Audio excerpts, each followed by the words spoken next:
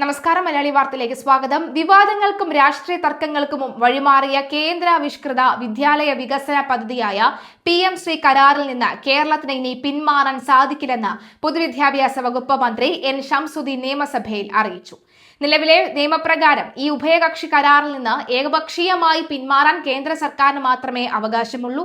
രാഷ്ട്രീയമായി എത്ര തന്നെ വിയോജിപ്പുകൾ ഉണ്ടെങ്കിലും പദ്ധതിയിൽ നിന്ന് കേരളം ഇപ്പോൾ പിന്മാറിയാൽ വിവിധ ഇനങ്ങളിലായി 2000 കോടി രൂപയോളം സംസ്ഥാനത്തിന് നഷ്ടമാകുന്ന അതീവ ഗുരുതരമായ സാമ്പത്തിക പ്രതിസന്ധിയാണ് നിലവിലുള്ളതെന്നും മന്ത്രി സഭയെ ധരിപ്പിച്ചു.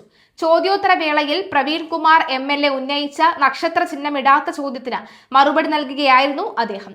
കേന്ദ്രത്തിന്റെ ഏകപക്ഷീയമായ നിബന്ധനകളുള്ള ഈ പദ്ധതി പ്രകാരം സംസ്ഥാനത്തെ 152 ബ്ലോക്കുകളിലായി തെരഞ്ഞെടുക്കപ്പെട്ട 304 സ്കൂളുകൾക്ക് 1 കോടി രൂപ വീതം 3 വർഷത്തേക്കാണ് വികസന ഫണ്ടായി ലഭിക്കുക. ഇതുവഴി 900 കോടിയിലധികം രൂപയാണ് കേരളത്തിലെ പൊതുവിദ്യാലയങ്ങളുടെ അടിസ്ഥാന സൗകര്യ വികസനത്തിനായി സംസ്ഥാനത്തിന് കേന്ദ്രത്തിൽ നിന്ന് ലഭിക്കേണ്ടത്. എന്നാൽ രാഷ്ട്രീയ കാരണങ്ങളാൽ പദ്ധതിയിൽ നിന്ന് പൂർണ്ണമായി പിന്മാറിയാൽ ഈ വൻ തുക ലഭിക്കില്ലെന്ന് മാത്രമല്ല, ഇതിന് പേരിൽ രാഷ്ട്രീയ വൈരാഗ്യം വെച്ച് അന്യായമായി മറ്റ് പ്രധാന കേന്ദ്ര ഫണ്ടുകൾ കൂടി കേന്ദ്ര ധനമന്ത്രാലയം തടഞ്ഞുവെക്കാൻ വലിയ സാധ്യതയുണ്ടെന്നും മന്ത്രി ചൂണ്ടിക്കാട്ടി. കേന്ദ്ര സർക്കാർ മുൻകാലങ്ങളിലും ഇത്തരത്തിൽ രാഷ്ട്രീയ കാരണങ്ങളാൽ കേരളത്തിനുള്ള അർഹമായ ഫണ്ടുകൾ തടഞ്ഞു വെച്ചിട്ടുണ്ട് എന്നത് ഒരു വസ്തുത തന്നെയാണ്. കഴിഞ്ഞ LDF സർക്കാർ ഈ പദ്ധതിയിൽ ഒപ്പിടാൻ ഒടുവിൽ നിർബന്ധമായതെന്നും ഇത്തരത്തിൽ സംസ്ഥാനത്തിന് വരാനുള്ള മറ്റ് കേന്ദ്ര ഫണ്ടുകൾ പൂർണ്ണമായി തടയപ്പെടുമെന്ന ഭീഷണി നിലനിൽക്കുന്നതുകൊണ്ടാണ് കേരളം ഇപ്പോൾ ഈ കരാർ ലംഘിച്ച് പിന്മാറാൻ സമഗ്ര ശിക്ഷ കേന്ദ്രത്തിൽ നിന്ന് ലഭിക്കാനുള്ള 1150 കോടി രൂപയുടെ ഗ്രാന്റും പാടെ കിട്ടാതെ പോകും.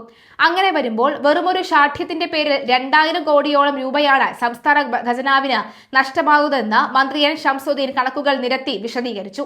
കഴിഞ്ഞ ഇടത് സർക്കാരിന്റെ കാലത്ത് PM ശ്രീ പദ്ധതിയുമായി ബന്ധപ്പെട്ട് ഏതെങ്കിലും തരത്തിലുള്ള മുൻകൂർ ചർച്ചകളോ മുന്നൊരുക്കങ്ങളോ നടത്തിയതായി വകുപ്പിലെ നിലവിലെ രേഖകളിലെ കാണിക്കുന്നില്ലെന്നും മന്ത്രി വിമർശിച്ചു. മുൻ സർക്കാർ വരുത്തിവെച്ച ഇത്തരം ബാധ്യതകൾ സാമ്പത്തിക പ്രതിസന്ധിക്കിടയിലും UDF സർക്കാരിന് ചുമക്കേണ്ടി വരികയാണ്. എങ്കിലും സംസ്ഥാനത്തെ പൊതുവിദ്യാഭ്യാസ മേഖലയ്ക്ക് അർഹതപ്പെട്ട ഒരൊറ്റ പൈസ പോലും നഷ്ടപ്പെടുത്താൻ ഈ സർക്കാർ തയ്യാറല്ലെന്നും തുക പൂർണ്ണമായി നേടിയെടുത്ത സ്കൂളുകളുടെ നവീകരണത്തിന് ഉപയോഗിക്കുമെന്നും മന്ത്രി നിയമസഭയിൽ കൃത്യമായി പറയുകയാണ്.